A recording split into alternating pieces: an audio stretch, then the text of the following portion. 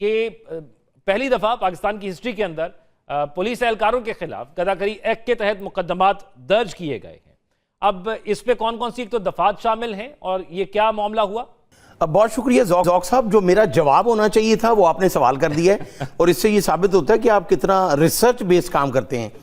کہ یہ بالکل آپ نے ٹھیک کہا کہ 1972 میں 1 یونٹ سسٹم ختم ہوا اور اس کے بعد تمام صوبوں کی پولیس جو ہے وہ الگ ہوئی. تو جس طرح آپ نے الفاظ استعمال کیا کہ پاکستان کی تاریخ میں یہ پہلی بار ایسا ہوا ہے ٹھیک ہے کہ مقدمہ تو رشوت کے درج ہوتے ہیں پولیس ایکٹ کے بعد پولیس کے خلاف. ہاں جی, وہ 155C جو لگتا ہے پولیس ایکٹ اس کے تحت مقدمہ درج ہوتا ہے. لیکن D A G Faisal Kamran is very professional, اس نے جو اس بار مقدمہ درج کیا اور وہ کیوں کیا ہم اپنے ناظرین کو یہ بھی بتائیں گے. ٹھیک ہے کہ چند روز پہلے پولیس لائن میں ایک میٹنگ ہوتی ہے اور اکثر ہر عید پہ, نہ صرف چھوٹی عید پہ, بڑی عید پہ اور ہر دن دہار پہ یہ شکایت ہوتی تھی پولیس افسران کے خلاف کہ جی وہ راستے میں جو ناکے لگائے جاتے ہیں سیکیورٹی کے نام پر تو شہریوں سے ان کی جیبیں خالی کروا لی جاتی ہیں. تو پھر D A G operation Faisal Kamran نے پولیس لائن میں تمام پولیس افسران کی موجودگی میں یہ اعلان کیا تھا کہ اگر کسی شہری کو عید کے نام پہ تنگ کیا گیا اور اس سے پیسے لیے گئے تو پھر غداگری ایکٹ بھی لگے گا.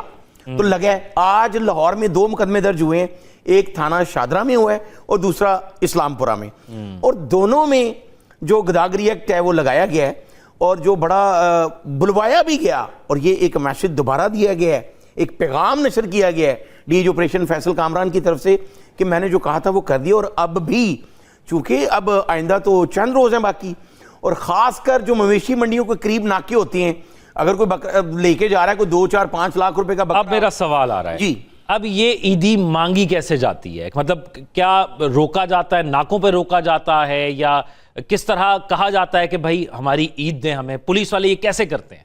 آپ تو خالی عید کی بات کر رہے ہیں. میں آپ کو ایک ایسی بات بتاتا ہوں, گوہر نفیس ایک اے ایس پی نولکھا رہی ہیں, اس کے بعد وہ پروموٹ ہو گئے, اب تو وہ ڈی اے جی ہو چکے ہیں, اینٹی کرپشن میں بھی رہے ہیں, وہ اینٹی کرپشن میں رہے ہیں اور بھی بہت سے ڈپارٹمنٹس میں رہے ہیں. تو وہ جب اے ایس پی نولکھا تھے تو میں ان کے کمرے میں بیٹھا ہوا تھا, تو S H O Shahdara town اس وقت جو تھے, میں اب ان کا نام نہیں لے رہا, تو ان کی انکوائری کیا ہو رہی تھی اس کمرے کے اندر کہ آپ نے بکرا لے لیا ہے. اچھا, آپ کو یہ نہیں پتا کہ یہ کیا ہے, کہ کیا سنت ابراہیمی, یہ میں اے ایس پی گوہر نفیس کے الفاظ آپ کو بتا رہا ہوں, کہ کیا رشوت کے نام پہ بکرا لے کے آپ قربانی کریں گے تو آپ کی قبول ہوگی. تو میں یہ ساری تفتیش سن رہا تھا, کسی نے وہاں پر تحریری شکایت کی تھی کہ مجھے پکڑا گیا یا میرا یہ کام تھا, تو ایس ایچ او نے کہہ دیا کہ جی بکرا لگے گا. اچھا, تو آپ نے جو سوال کیا کہ عیدی کس طرح سے لی جاتی ہے, تو بڑی عید پہ اس طرح کی بھی عید لی جاتی رہی. لیکن اگر آج کے 2 مقدمات کے بعد جس طرح یہ میسج دیا گیا ہے, اس سے پہلے بھی بے شمار ایسے واقعات ہوئے ہیں اور اکثر یہ شکایات ہوتی تھی شہریوں کی. جس طرح شادرہ میں 6500 روپے نکالا گیا اور اب باقی جو اس کے پاس 173 روپے بچے اس شہری کے پاس, اب وہ پتہ نہیں گھر کیسے پہنچا, اس نے گھر جا کے پیسے دیے اوبر کو. تو یہ اسلام پورہ میں بھی ڈی ایس پی ہیں حافظ عبید, تو ڈی اے جی آپریشن نے شکایت کے بعد حافظ عبید کی ڈیوٹی لگائی کہ آپ اس میں انکوائری کریں گے, کہ جو کمپلیننٹ ہے اس نے کہا جی میرے سے اتنے پیسے لیے عید کے نام. اگر کوئی غداکاری کے حوالے سے جو ہے وہ ایکٹ ہوتا ہے یا مقدمہ درج ہوتا ہے تو اس میں میکسیمم سزا کیا ہوتی ہے اور منیمم کیا ہوتی ہے؟